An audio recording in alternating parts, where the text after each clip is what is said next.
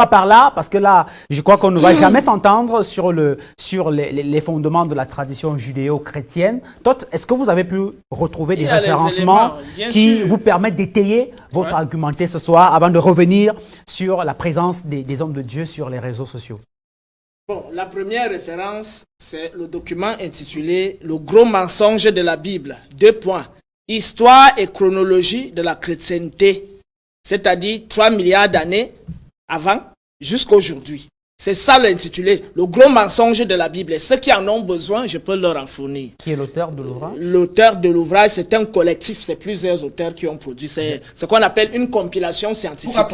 Donc, maintenant, voici les dates des évangiles. On dit, vers l'an 125, date estimée de la rédaction du papyrus 52 de la librairie John Rylands à Manchester, en Angleterre, et donc beaucoup affirment qu'il contient l'évangile de Jean. En fait, le manuscrit contient environ 13 mots, dont certains sont incomplets.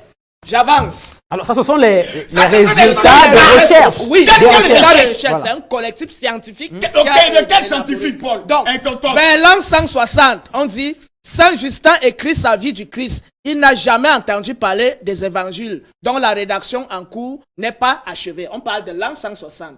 Ensuite, l'an 165. Vers l'an 165, rédaction de l'évangile de Matthieu. Ensuite, on va vers l'an 170, rédaction de l'évangile de Marc. Vers l'an 180, le nom de Jésus est rajouté à celui de Christ. On parle de l'an 180. Le nom de Jésus est ajouté à celui de Christ. Auparavant, il aurait été jugé ridicule de donner un nom propre à un personnage imaginaire. Vers l'an 180, rédaction définitive, pas définitive, de l'évangile dit de Luc, déclaré disciple de Pierre. Ensuite, vers là, oui. Alors, on peut quand même comprendre. Parce que si on les écrits de maintenant, général, s'il vous plaît. Général, s'il vous plaît. Vous avez parlé, toi, vous avez écouté, s'il vous plaît. Vous avez parlé. Je démontre donc que c'est Saul de Tarse et Gamaliel. Alors, je rappelle d'abord que ce sont des recherches qui ont été faites par des scientifiques. S'il vous plaît. Qui ont été faites par des scientifiques dans le but de prouver que Jésus n'a jamais existé. Donc, c'est normal pour ces conclusions. Puisque pour autant, on peut citer cela comme un... Bien évidemment, on peut citer, parce qu'en réalité, ce document n'a jamais été conclu. Pas de preuves archéologiques et historiques et paléontologiques claires. D'accord. Voilà. Ils se fondent souvent sur le Saint-Sépulcre. Vous savez à quelle période on a découvert la tombe de Jésus? Vous serez surpris quand je vais vous le dire. Bon, quelle tombe d'abord? En l'an 312. Okay, c'est l'impératrice Hélène, mère de Constantin, que vous connaissez très bien, qui dit, mais depuis 3 siècles qu'on nous parle de la fin, on ne sait même pas où se trouve sa tombe. Il faut absolument qu'on trouve sa tombe. J'arrive à ce niveau. Parce que moi, je ne parle pas à l'aise, je parle sur la base de la documentation.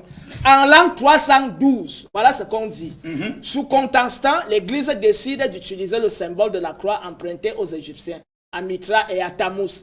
Hélène, la mère de l'empereur, réunit une commission de prêtres. Ils ont une vision de l'emplacement de Golgotha qui se trouve, ça tombe bien, juste à l'emplacement du temple de Vénus. On détruit le temple et on trouve un tombeau taillé. On parle de 312. Et le culte de Vénus est pratiqué des siècles avant le christianisme. Je voudrais terminer maintenant, parce que je ne vais pas trop m'allonger sur la chronologie, sur les faits, notamment le Saint-Lincey, le Saint-Sépulcre, qui sont créés à titre posthume. Voici donc la preuve que c'est Gamaliel, sous l'incitation de Gamaliel, que Saul de Tarse crée le christianisme. Vous allez constater que dans les 4 évangiles, on parle toujours à la 3e personne. Parce que si c'est Matthieu qui parle, il doit dire je. J'ai fait ceci, j'ai fait cela. Mais quand il dit il, ça veut dire que ce n'est pas lui l'auteur. Or, le seul évangile où on parle à la première personne, c'est l'évangile des 12 apôtres. Rédigé par qui? Rabban Gamaliel. Voici ce que Gamaliel dit à ce propos. Il dit, voilà ce qu'il dit en présence des Juifs et des disciples du Christ. On conduisit Pilate et le centurion sur le puits d'eau du jardin, puits très profond. Moi, Gamaliel, je les suivais au milieu de la troupe. Ils regardaient en bas dans le puits. Les Juifs crièrent, « Oh Pilate, voici le corps de Jésus qui est mort. » N'est-ce pas celui-ci?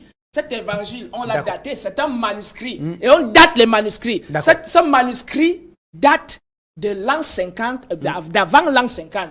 C'est-à-dire, et je voulais terminer par là, on a constaté à travers les datations des manuscrits anciens que les écrits chrétiens les plus anciens, il y a l'évangile des 12 et les écrits de Saul de Tarse qui n'est rien d'autre que Paul. Parce que les 4 évangiles sont écrits 100 ans, plus de 100 ans plus tard. Alors, Général Camille Makosso, je vous permets de réagir en dernière position. Est-ce que vous n'avez pas l'impression que